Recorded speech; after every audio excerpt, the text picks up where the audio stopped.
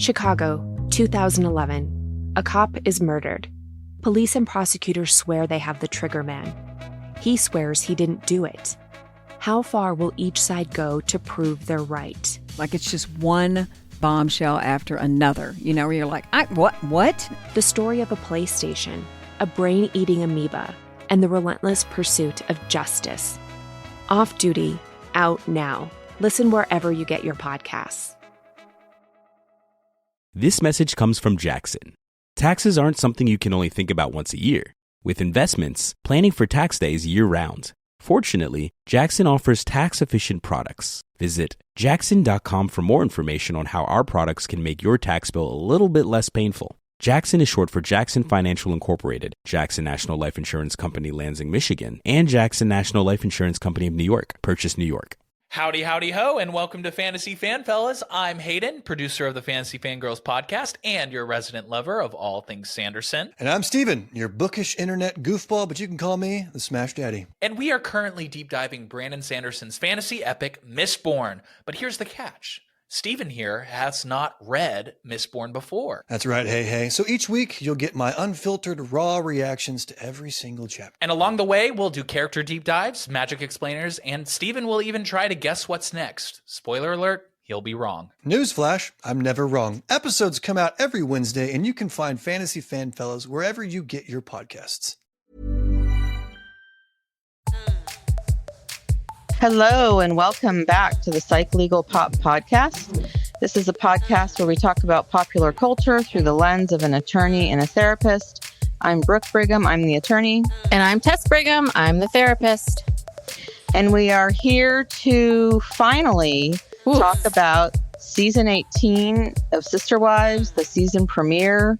Yes. Called No Such Thing as a Free Lunch. Oh no, this is not a free lunch. No. And so I guess they're referring to that painful lunch that Christine had to endure at Salsa Brava. Well, Salsa Bravo, whatever it's called. Well, it's painful for Kody. Christine's having a grand old time. Christine is just happy as happy can be. She's delighted. Yes. She is so happy. She feels so free. She said, I'm not married to him anymore, and I'm so freaking happy or something. It's like, yes, it's written all over your face. Yes. Meanwhile, this episode could also be called The Victimization of Kody Brown, because he is just Kody. Everybody is angry. Everyone has done him wrong. Kody is so angry, and he doesn't understand why everyone is not stopping in their tracks to turn and go, Kody, why I must be here for you. Right. This terrible thing has happened, even though you've been such a jerk to me and my children and treated me this way, and you can't just let anything go or anything, let me just stop my whole life, Yeah. No, it's just pathetic.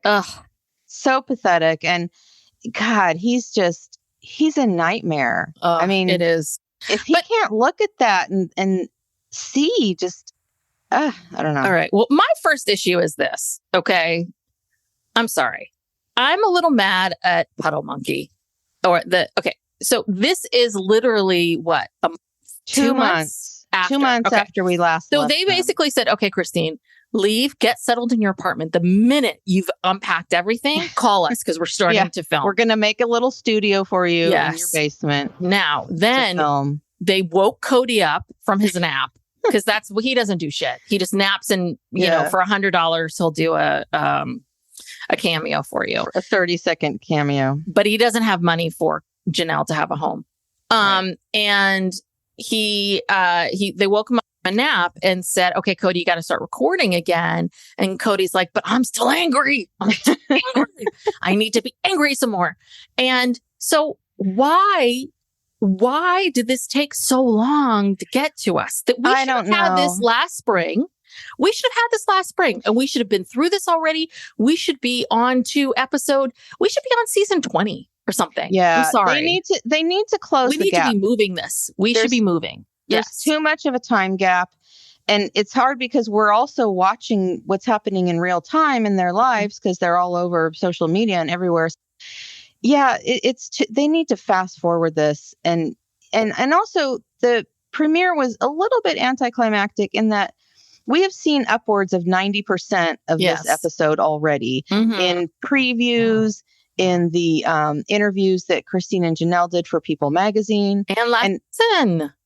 Yeah, and I was trying to find a copy of People Magazine. I could not find one. I couldn't find. I went to Target over the weekend. Yeah, and I told Steve, I said, I have to, for my journalism, I must find People Magazine. And I went everywhere. And I went into apparently we don't read magazines anymore. Just, I went into the section. I went everywhere and I could not find it. You cannot find People Magazine. No, I don't know what's happened to it, or maybe it's just that hot of a commodity. I guess so. So I couldn't find the article. And then, you can read People Magazine online, which is usually how I consume it. But I couldn't find that article, or I could find snippets of it. And so I was very upset. And but most of this was them regurgitating everything that we've already learned. And I'm like, hello, people. Your audience knows all this. Come on. Also, too, the confessionals, they're wearing the same outfits even that they were wearing when we last saw them. So really, I didn't like that. I thought, this is lazy. Come on, get up to speed. I mean, I guess they have to catch people up somewhat, but it could have gone, excuse me, it could have gone much quicker. So it's like you have after 13 years, you finally have something interesting to talk about, and you're now dragging your heels. Get you're it together. Oh, it's like, this is your time, Puddle Monkey, Sister Wives. Well, this is your moment. So anyway, it's the first episode. We'll give them a chance. Maybe this was all about just catching people up. I don't know, and just reminding us. They did well. You know what they spent this last 2 years on? Their new beginning. They have this new. This is a new beginning, right? This is different from last season. Oh, you mean the intro? The intro. With the very serious music. They have all the wives alone with broken glass. Over them, and then Kody is the last one. And did you see alone? And then the logo happens, right, with the rings, and then the final one, and the final ring falls. Ding. And that's Christine going, I'm out of here. And then we see a truck slowly going down the road, snow on the ground. And Kody tells us, my family is in the state of a civil war. Civil war. Oh, dramatic much? Christine moved out. Christine moved me out. Christine moved me out a year ago. And says we're divorced. And then he gives us and then he tells us about, and Meri and I, he says we have infrequent interactions. And then he says that we have not had a marriage or relationship, a functional marriage for 7 to 8 years. So does that mean sex? Does functional marriage mean sex 7 to 8 years? I have no idea. Okay. I have no idea what that means, because Meri said over a year ago they hadn't been intimate in like 10 years. So I don't know what a functional marriage means to Kody, and I don't think he knows either. Okay. He's just, again, he's blaming somebody else. And then Janelle and Kody, things are pretty strained. And that's his update on his wives. Yeah. Nothing about Robyn. He's upset about the holidays. The family is not talking. And he's got this really deep, weird voice. Like, it sounded like he had long COVID or something, but then later his voice went back to normal. But I don't know. So he's going, Janelle is moving into town for the winter. So he's helping her. Yeah, he's helping her get the trailer ready to put it in storage for the winter. And I don't know, nothing really happens, Yeah, I'm curious about this, though. Okay, so Janelle talks about, I feel like a failure. She talks about, she talks about how their relationship with Kody, she also says it's been strained. It's been strained since COVID because of the incident around the incident. Oh, I had a question about money. That's later on. So sorry, I'll get back to that. But she did bring up the loan issue, and why they can't build on the property. Yeah. So this was later on, but we can talk about this now if you want. So this is my question. Mm-hmm. Do you want to talk about this now? Well, basically she did. Well, I have it in my notes that this happened in this section. But anyway, she basically says that the loan has to be paid.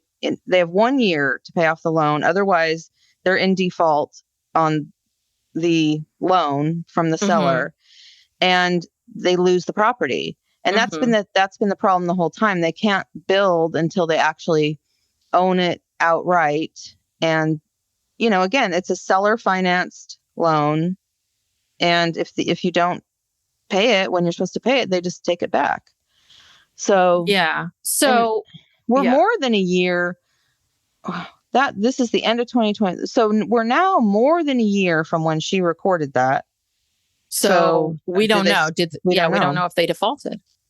I mean, I haven't seen anything online. Someone needs to do some journalism and go down to the the county courthouse and check the state of the title. Someone in Flagstaff. Yeah. Boots on the ground. Well, here's my question. This is something she said, which is this. So Janelle keeps saying that Kody is saying, so Cody's like, well, paying off the property is hard. Down payment on a house is easy. So Kody seems his line with Janelle is, listen, Janelle, if Janelle wanted a house, Janelle could have a house. We would get her a house because we can come up with a down payment. Yeah, that could happen. But she's being stubborn and not doing it. So Janelle's saying that Kody keeps telling her, we don't have the money. We don't have money. Janelle's saying, but Janelle's saying we have the money. She's like, we are in the same situation that we were in when we needed to give money to Christine to buy a house and when we needed to give money to Robyn when we buy a house. I feel like nobody is looking out for me. And so this is my question, which is because, and she says, it's not because it's not a 5-alarm fire because whether it's because she's not bringing it up because she's not in his face about it or not.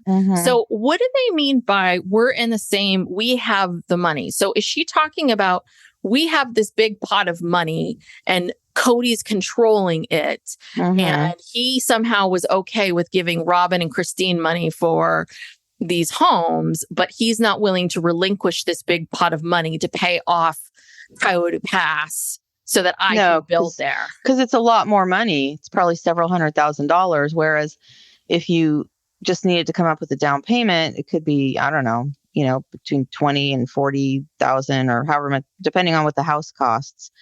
And remember, he wanted her to buy Christine's house. So he wants to control it. He would give her money for a down payment for a house that he approved of or something that he wanted.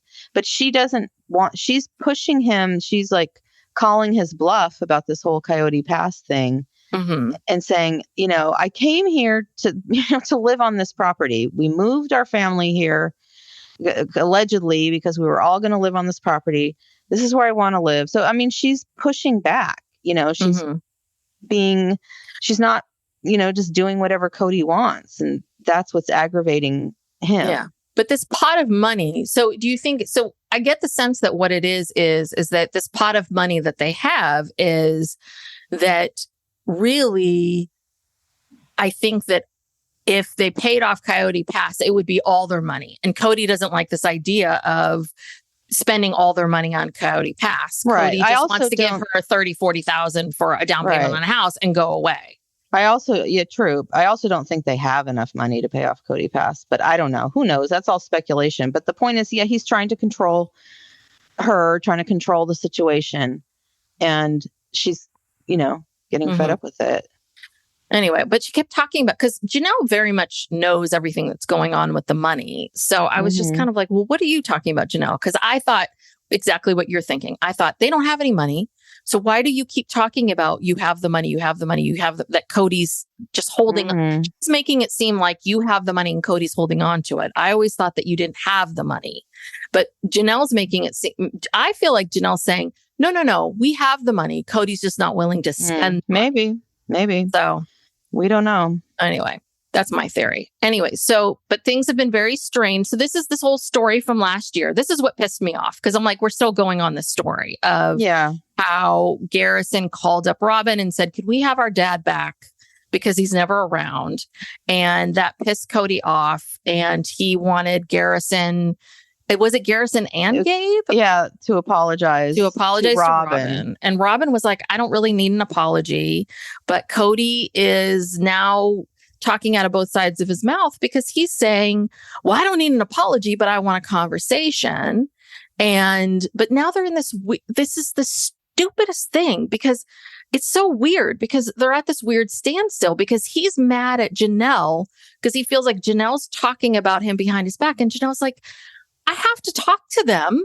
And you're telling me that they can't come to your house without an apology. And they're saying they don't want to apologize. Like, it is such a mess. Well, and he's all mad. it would take is Kody picking up the phone. He's mad. Exactly. He's mad at her because she's not forcing her adult children as if she could. Mm-hmm. She's not forcing them to apologize because she said something like, well, what do you want me to do? And he's like, tell him to call dad. You know, It's like, okay, like, what? He doesn't understand. Like, he's talking like these are little children. They're adults. Yeah. I mean, it's so stupid. It's just that and I think that later on, he says something about how he does not want to get together for the holidays with anyone until the air is cleared and he knows that everything is okay because he's controlling. He doesn't want to show up at a holiday event and have to be confronted in any way. Mm-hmm. You know, he wants to have a controlled situation and, that's just not how life works. Like, you can't. Well, and I understand his general idea of I'd like to have a nice, pleasant holiday. It's like, okay, you want to clear the air before that. Okay, I understand that. So pick up the phone, Kody, and have a conversation. Yeah. Why do they have to call him? That's the thing. He's stuck on this thing like they've done something wrong. They have to apologize to him. He can't just pick up the phone and say, hey, let's clear the air before Thanksgiving. Like, what's so hard about that? Yeah. Can't do it. So, and I love this part where he says he's still sore, tender from a divorce. This is a time he wants support from his wives. Yes. I mean, even though he's an ogre, he basically says, I'm an ogre and I'm terrible, but I need support, attention and support from Janelle. Yeah. And he's really mad that Janelle basically doesn't like him and she prefers being with Christine. Yeah. Yeah, because Christine is gone and Janelle is doing stuff with Christine and not me. Yeah. Even though I'm an ogre and a real jerk to be around. Yeah. He's just a jealous little... God, what a little baby. So now we get Robyn saying things about like, oh, we always did things with the holidays together. Yeah, she's so heartbroken and stressed and worried, and it's horrible. It's stressing her out. And it's like, well, this is your husband. This is this guy you just idolized and thought, you know, hung the moon and the stars. And that's another thing. This whole episode, Robyn acts like she's just been duped. Yeah. You know, like she had no idea of all these issues, and she thought this family was just wonderful and perfect. And it's like, Robyn, did you watch the show? Because they chronicled pretty clearly how this family was struggling before you came along. Well, I mean, yes. And I also want to say that one of the issues that Christine had was that she felt that he had a favorite wife, you, Robyn. So you created the problem. So how could there be issues before you showed up? Like, that was an issue. You were the issue, Robyn. And but there were other issues. Yeah, I know. But I'm just saying that that's so stupid. It's like, the problem is that I understand her. Obviously, it's not going to change anything. But it's a little bit of like, Robyn, put 2 and 2 together here, honey. You were part of the problem. You showed up. You created chaos. Anybody, some new person will.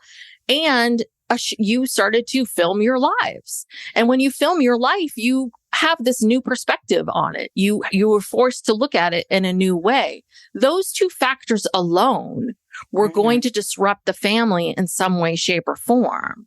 So even if it was those two things, that was going to disrupt things. Right. But even before she arrived, she was well aware of the problems between Janelle and Meri and that whole dynamic. And when she was talking to Meri, she's like, well, what did I miss something? What? I didn't know. And it's like bullshit. Again, if you watch the show, it's well documented, and you knew damn well, because Kody tells, you don't think Kody filled her in on all of the nitty gritty of the last 20 years before they met? I mean, it's just, I guess this is the role she's decided to take on. This is her storyline. Like, oh my God, I'm questioning my reality. Like, oh my God, I've been just, the wool's been pulled over my eyes all this time. It's like, okay, whatever. That's like, nobody believes that. It's not true. You knew exactly what was happening. Yeah. Thank you. Yeah. So it's, I don't know. Yeah. But this is what I thought was really interesting was that we do get to see the best. So we do get to see Christine at her new place in Utah, and it looks beautiful. She's so happy. She's like, hi, welcome to my new house. Like she is glowing and glowing. She is so thrilled to be there. And, she and Janelle, talking about, we just still feel like sister wives were BFFs and all of this. And then she, of course, has to come back to Flagstaff to film, but it's all because under this guise of coming and visiting and such. And talking to Kody about things. So she goes over to Janelle's house to see Janelle, and Savannah's there. And so I guess she didn't, I don't know if she's acting shocked or for the cameras or what it is, but, Janelle and Christine with Savannah there are talking about everything that's been going on and what's been happening and about the holidays. And Janelle's like, listen, I don't want to go to Kody and Robyn's house with Meri. I'm going to be with my kids. And Christine seems, it's kind of interesting because I don't know if Christine's acting or not, but she seems genuinely shocked about all of this. She, she's like, oh, wow, am I, and she says what Kody said to her, like, oh, is it like Kody?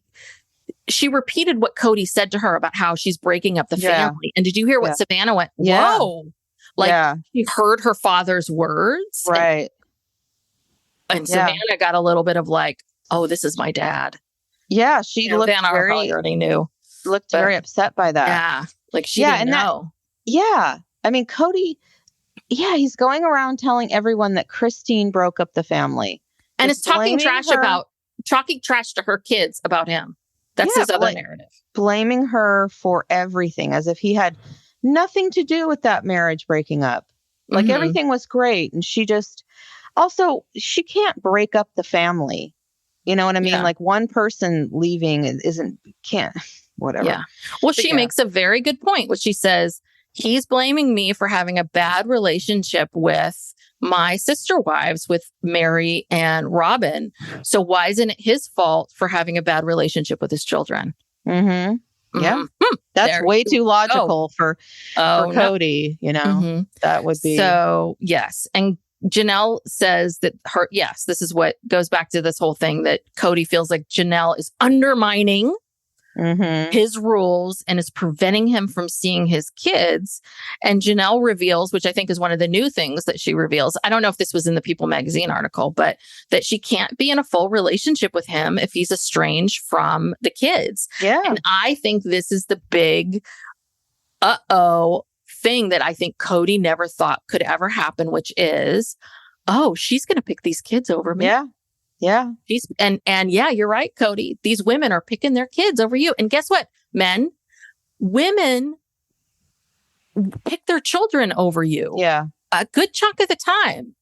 They always will. And they should. They should. I would. I do. Yeah. And here's another thing unique to Kody is Kody does not understand parent-child relationships, especially parent-child relationships when the children are adults. Like he has this fantasy that these are his kids, like his, almost like his possessions, that he can control forever. And, all that stuff about how he wanted his kids to move back home, going back to how many bedrooms we're going to have, because Logan might return one day from college or something. He just can't handle it. Yeah. He can't handle that his kids are adults. They have their own lives. They're not going to come home for every holiday. They're not going to do what he expects of them. And it's just killing him. And so he's blaming. And so then he cuts them off, creates these estrangements, and then blames the wives for it. Yeah. I mean, it's just so convoluted. Yeah. Well, because this is the thing is that parents think that, because I gave birth to you and I provided a roof over your head and food in your belly and clothes, that therefore you are obligated to be in my life and my friend and do everything for me and take care of me. And I tell my clients all the time, no, you're not. Like, your parents made a choice to have you. Yes, their obligation was to take care of you until a certain point. After that, no, they're not obligated anymore. Do I think a good parent continues to? Yes.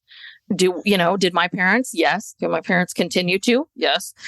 Would I continue to take care of my child? Yes. But that is a choice. And nobody is required to take care of their parents when they get older. You take care of your parents because of the relationship you have with your parents, not because of that. And that is life, people. Life is relationships that you build with people. It's not, you don't do things out of, life isn't, he thinks everything's an obligation. Yeah. Hierarchy. Of things. It's like, no, we do. That's your world, Kody. The rest of us live in a world where we are kind and loving and thoughtful towards each other. And therefore, that's why we do things. Yeah. And that's why we do things for our parents now, not because they were kind and loving and thoughtful as parents to us. And therefore, we do those things for them now. Yeah. You have to earn it. It's a two-way street where you have to earn. Here's my question. Oh, sorry. Oh, yeah. I just wrote down another thing along these lines. Kody says that when Janelle undermines my rules, she undermines my ability to lead the family. I could be a great leader if only I had exposure to the kids. What? All your kids are adults except for, or all of Christine and Janelle's kids and Meri are adults except for like Savannah and Truly. Yeah. And that's it, right? Savannah and Truly. And Savannah just graduated. So it's just Truly. All right. Here's my question. Okay. Why can't Meri come inside Robyn's house? Is she hiding a dead body? I mean, poor Meri has no coat. I know. Nothing, and Robyn's like, and she's making her sit outside. Yes. What is happening here? I mean, Cody's COVID rules must be so strict. I don't even know if it's COVID anymore, because I've heard people say online that, she has a shopping addiction. She's kind of a hoarder. And there are pictures online where there's like an aerial picture, like of looking into her windows, and the house is just full of crap. And remember they filmed the scene like on their iPhones that time when Truly came over. Yeah. And it was limited to literally kind of like the entryway of their house because they didn't want to show any part of their house. And even that entryway was cluttered with stuff. Like, I think her house is just a cluttered mess and it's not suitable for filming, Oh, here's a new theory now. Mm-hmm. Do you think it's possible that this would require, this is my theory, allegedly, but this would be so good if this comes out, that her shopping addiction has gotten so bad that maybe all this money that Janelle thinks that they have, they don't really have. Right. That Kody has two sets of books. Mm-hmm. That one set of books he shows Janelle, and Janelle thinks, we have $400,000. We can pay off Kanye Pass, and I have enough money to build. He's just not giving it to me. But really, he's hiding her shopping addiction, and they really don't have any money. That's a very plausible theory. And that really, but maybe he doesn't have two sets of books. This is all alleged, people. Don't sue me, anybody. I have my lawyer here, but Kody, don't sue. I really think, but don't you think that could be possible? Yes. Because again, I come back to this Janelle thing. I just wonder, why is Janelle, she's just being so strange about the money stuff. And I think Janelle's smarter than this. Right. I Because really Janelle's do. she's confused. You can tell she's confused. She's very confused. And I think it's because she thinks they have more money than they do. Yes. And he is being very cagey about this. He keeps saying to her, buy a house, buy a house, buy a house, buy a house. There's something about this land.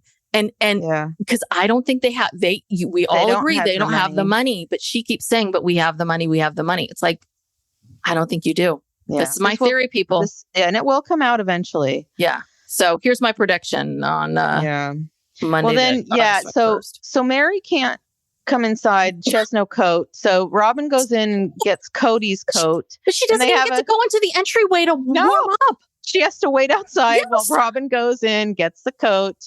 And there's this strange scene where she's like, oh, let me pretend I'm Kody and I'll put the coat on you and hug you. And I'll be like, Kody's hugging you. How desperate. It's so sad. Like, just to smell Kody smell.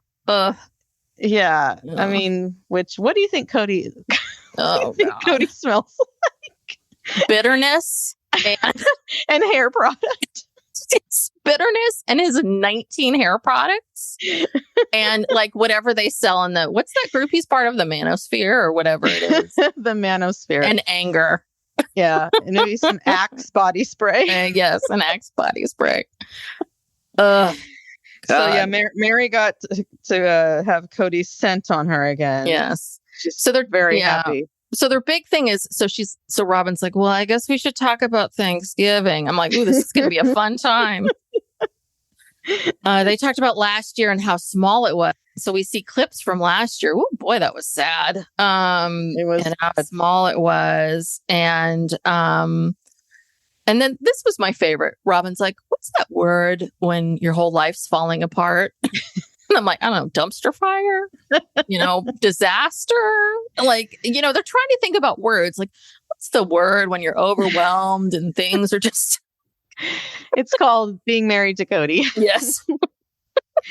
Yes. And Rob is always trying to defend Kody. And she says, Kody is tired of carrying the torch. And the three of them should be giving our teammate a break. Yes. If someone doesn't pick up the torch, it's going to go out. Yes. Oh, how poetic. Well, of course, she has to give us a lecture about plural families. Like, oh, I've been looking at what other plural families go through and what they're doing. But there was she's just doing research. She didn't give us any advice. She just told us she's doing research. She doesn't have an answer. What other plural families do. But essentially, her thing was that she feels like the other three wives need to rally behind Kody and lift him up, which is what Kody wants, which I'm sure this is what Kody has said to Robyn. Robyn, I really need you. I need the support. And so Robyn, of course, has to do his bidding behind him. So, but poor Meri is like, he's not going to want this from me. And that's the sad part, which is, Robyn, that's the problem. He doesn't, this is the frustrating thing with Kody, is that he's asking for all these things, but if Meri turned around tomorrow and said, okay, Kody, called him and said, hey, let's get lunch and let's spend time together. I am here for you. He would be like, who is this? I don't want to talk to you, Meri. He would be mean to her. So I don't blame Meri for being like, I'm not going to waste my time doing that. Right. Like, I care, but I've put myself out there. That's too painful. Yeah. Meri I don't think she really has any hope of getting back with Kody or even cares. I think she's just here for the paycheck, and she knows she has to stick around and figure out she's going to have some exit strategy, and we're just waiting for for it to happen. I don't think she has any feelings left for him. She's just pretending. Yeah. All right. And then we go over to Salsa Brava, where Kody and Christine have to meet because they're going to have lunch. They're going to talk about Truly and the holidays. Yes. I wonder I was trying to see what Christine was eating, if she was eating nachos or. Oh.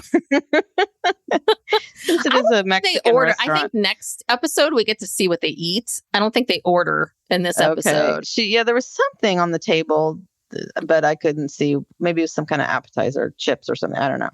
And then this is when they get, and then we flash back and forth between Robyn and Meri and Kody and Christine. And this is where we get into Robyn, into her whole thing of like, well, what was going on with the family when I first came in, Meri? Yeah, I Like, thought what everything was happening? great. Oh, and Well, Meri says, well, we weren't a perfect family, but we were a good family. And it's like, boy, you people everyone's just rewriting history. But I also want to say about all this, because I don't completely blame the Browns. And Kody is also rewriting history. He says, this is what Kody says. He says the first 20 years were dysfunctional, but they were trying so hard to be functional. They believed they were functional. This is his theory on everything. And then Janelle, because everyone has their own theories, right? And Janelle says Robyn was a shakeup. And she thinks that they never settled down again. And Christine says we became a separate family and tradition stopped after Robyn came in. And she's not accusing Robyn, but things changed. And that's what I'm saying is that what's so hard about this is yes, you're right. That all of what they're saying is absolutely right. All of their perspective, right? There is no truth, only truths.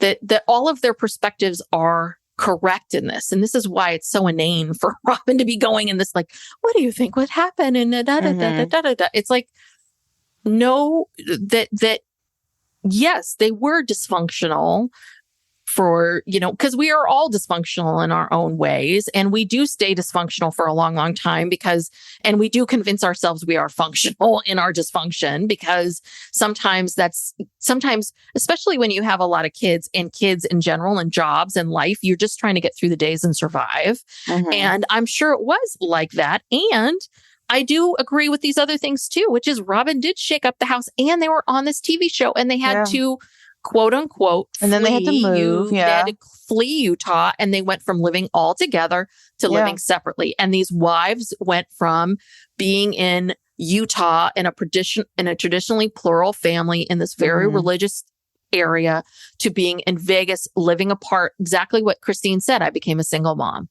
Yeah, and this was all Kody's decision. And it snowballed from there. And now here we are. And now everything is everybody else's fault, as if he had nothing to do with all of this happening. It makes no sense. No sense at all. But Kody never makes any sense. So. Well, and then Meri saying to Robyn, at first I was so confused by this because I thought she was talking about Kody, but she was talking about Christine, about how she felt so rejected by Christine when Christine said she needed a little space, that she didn't want to have a relationship with them. And I was like, what do you care, Meri? Like, that was so odd. Yeah, Meri was already, this is only 2 months ago, she was already like, I don't think she had any kind of relationship with Christine, and things were already terrible with her and Kody, non-existent, basically. Yeah. What do you care? Yeah. What do you care? I don't know. People are so weird about this kind of stuff. It's like they don't want to have a relationship with you, but the minute you say, no, I don't want to have a relationship with you, they're like, oh, wait, what? Yeah. Where are you going? Yeah. And also, so going back to this salsa brava lunch. Yes. So, God. So Kody says he feels so betrayed after all he's done for this marriage. After all he's done for this shitty marriage with Christine, after she shit talked about him to the kids, he, 1, never wants to see her again, and 2, wants to spend some time hating her. Yes. Those 2 months in between wasn't enough hating time. Not enough time to hate her. And also too, Jesus, I understand if you get dumped, you might think that in your head, but he's saying this out loud. Yeah. And talking about the mother of his children and taking no responsibility. He will never in his life take any responsibility for any part he played in any of these marriages. No. And he's saying this on television.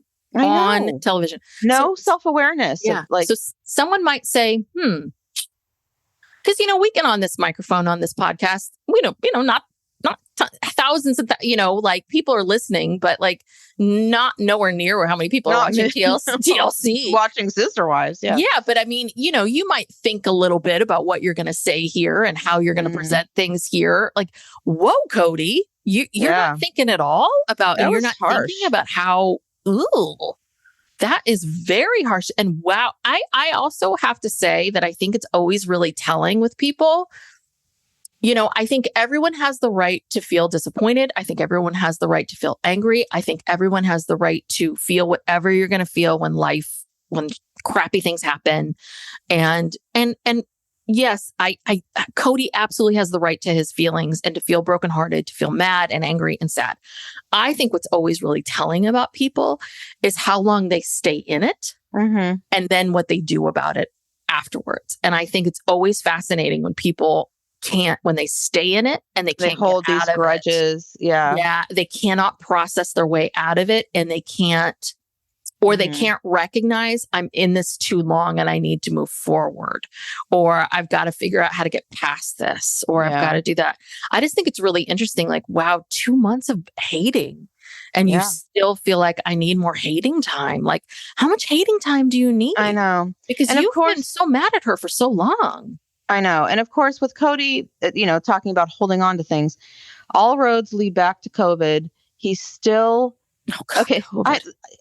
So Christine's talking about, she's going to come down after Christmas and she's going to stay with this rental with Janelle and the kids, and Isabel and Truly can go to Robyn's house to visit them. Blah blah. And he says, "Well, you guys can test in Utah before you come, right?" And she's like, "Oh, we're still doing that?" Like, he's like, "Well, Aurora hadn't had COVID," and she's like, "Oh, but meanwhile, you're sitting right across from Christine. Yeah, just came from Utah, didn't test. It's like he is again so inconsistent about it. And then we have to go back and hear about how awful COVID was for him, and it was overwhelming to him not being able to sleep or breathe.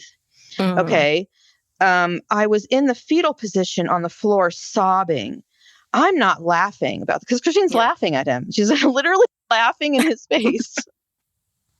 Well, because I think she was trying to tell him a funny story about something Gwen said. She's trying to tell him a funny story and she's trying to relay some sort of funny thing that Gwen was saying, like trying to bond with him about, the children that you share together, Kody, like a bond that you have. And she's trying to tell him a funny story. And I think what she's basically, the thing that you always loved about her, Kody, was the fact that she could find light in the darkness. And that she is just trying to tell you, like, hey, it's over. You got through it. It sucked. But here you are. Let's laugh about it. And I'm sorry. You and I have both given birth. I've had some medical things. Like, I have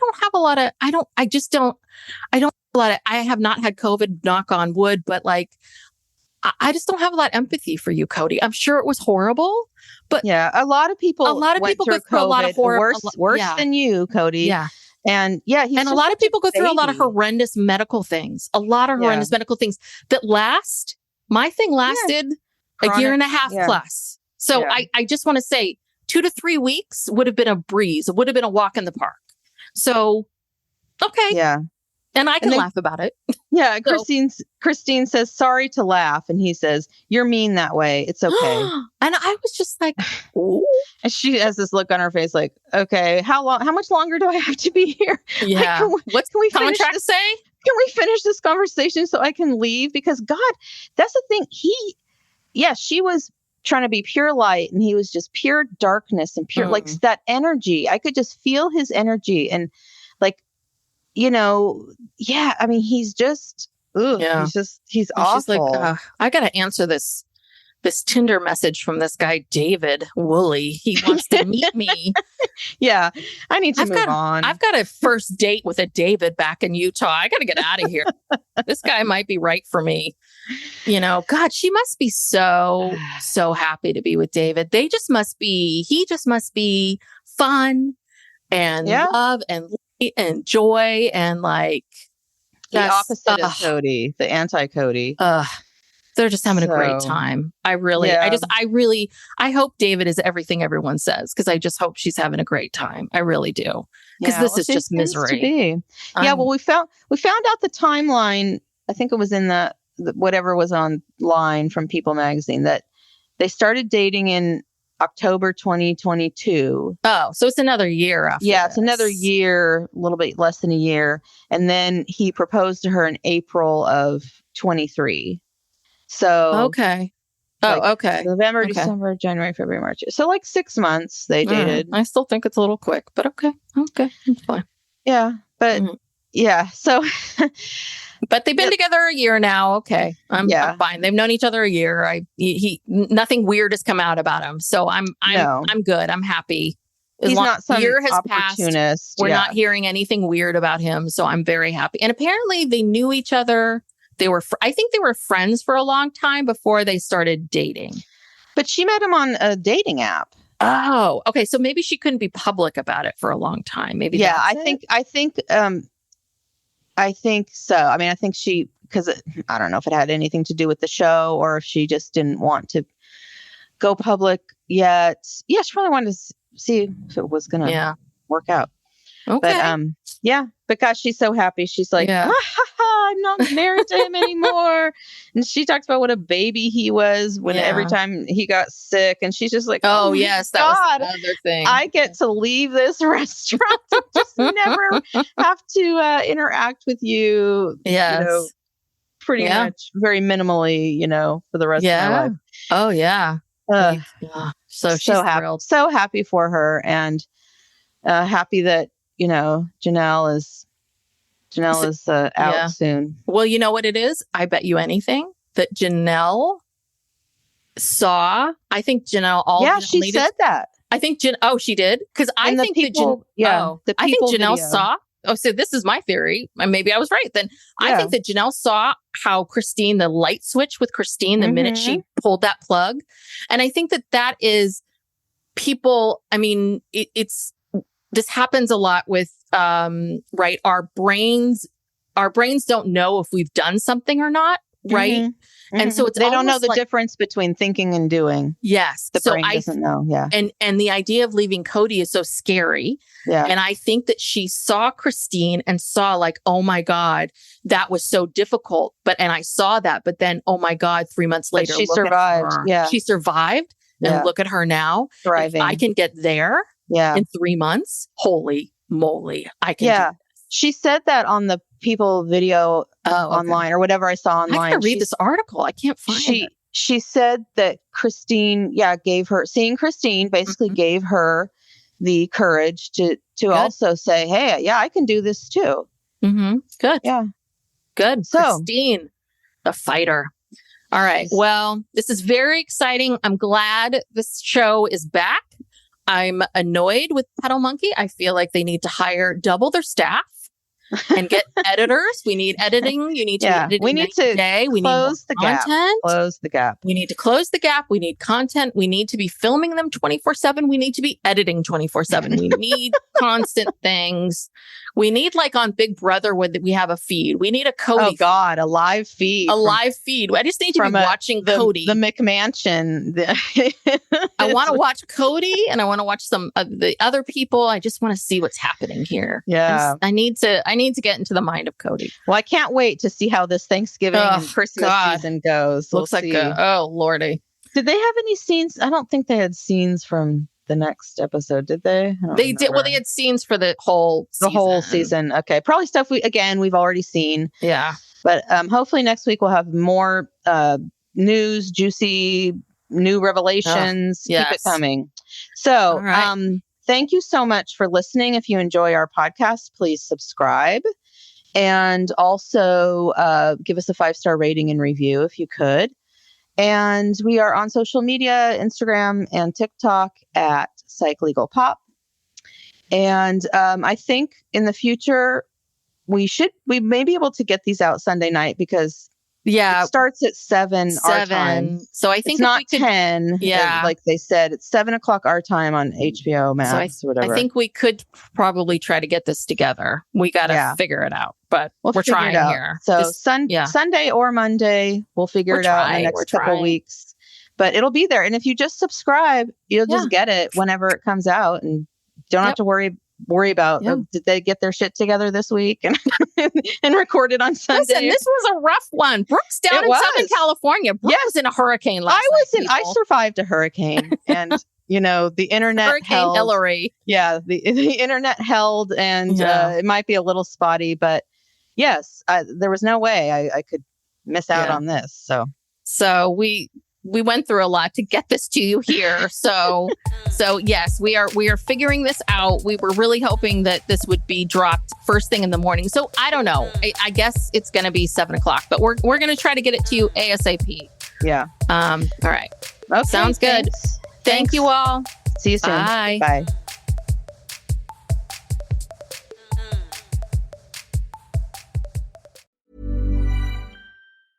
Howdy, howdy, ho, and welcome to Fantasy Fan Fellas. I'm Hayden, producer of the Fantasy Fangirls podcast and your resident lover of all things Sanderson. And I'm Steven, your bookish internet goofball, but you can call me the Smash Daddy. And we are currently deep diving Brandon Sanderson's fantasy epic, Mistborn. But here's the catch. Steven here has not read Mistborn before. That's right, hey. So each week, you'll get my unfiltered, raw reactions to every single chapter. And along the way, we'll do character deep dives, magic explainers, and Steven will even try to guess what's next. Spoiler alert, he'll be wrong. Newsflash, I'm never wrong. Episodes come out every Wednesday, and you can find Fantasy Fan Fellas wherever you get your podcasts. Pepsi Prebiotic Cola in original and cherry vanilla. That Pepsi taste you love, with no artificial sweeteners, only 30 calories, just 5 grams of sugar, and 3 grams of prebiotic fiber. That great Pepsi taste with even more to love. Pepsi Prebiotic Cola. Unbelievably Pepsi.